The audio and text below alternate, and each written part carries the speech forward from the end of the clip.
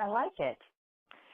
Nice and simple, and really Yes. that's what we want people to do. We need people talking to their doctors. We need doctors, getting the courage to come out and say, yes, there's got to be some medical benefit to this. Too many people are benefiting from it for there not to be. Yeah, there's a really neat organization out there. LEAP has formed some efforts with physicians, and it's called Docs and Cops. And I agree with you that we really, really need to educate our medical professionals. This is information that they are not getting in medical school. They're not touching the subject.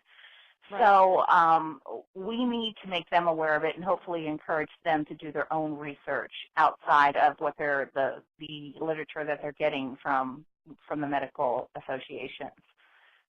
Well, true, and you also have to realize, patients need to take these studies to their doctor, because the likelihood is if they ask their doctor about it, they're going to say, yeah, there's pharmaceutical drugs that handle that, and they'll forget about it. But if you take them a hard copy study and say, here's my disease, here are all the studies that say it would help my disease, will you support me in making this decision?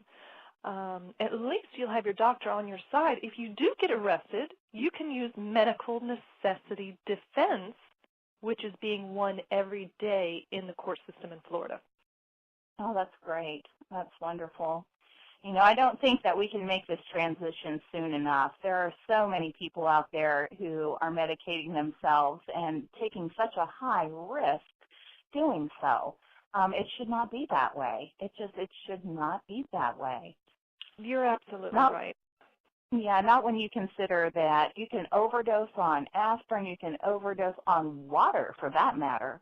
You cannot overdose on cannabis. So tell me where the risk lies other than the social stigma that we've built around it.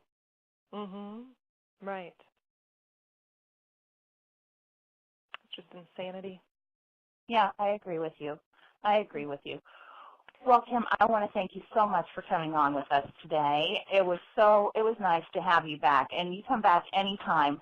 Are there any parting thoughts that you'd like to leave our listeners with? And of course, leave us with some words of advice. You're good at that. Have the courage to simply say, I do support medical cannabis. And go get your friends and family to have that courage too. Once the conversation starts, the government cannot stop us from getting the laws changed. Yep, I agree. Great advice. Okay, give your websites one more time.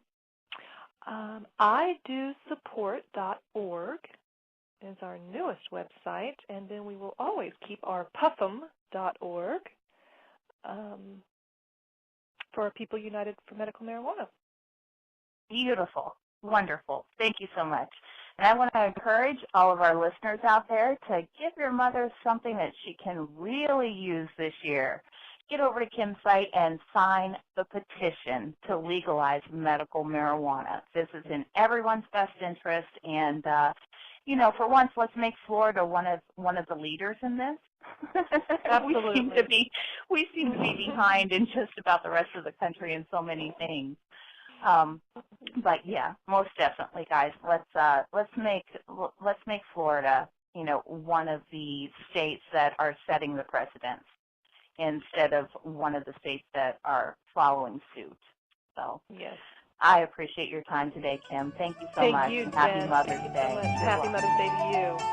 Thank you. Bye-bye. Bye.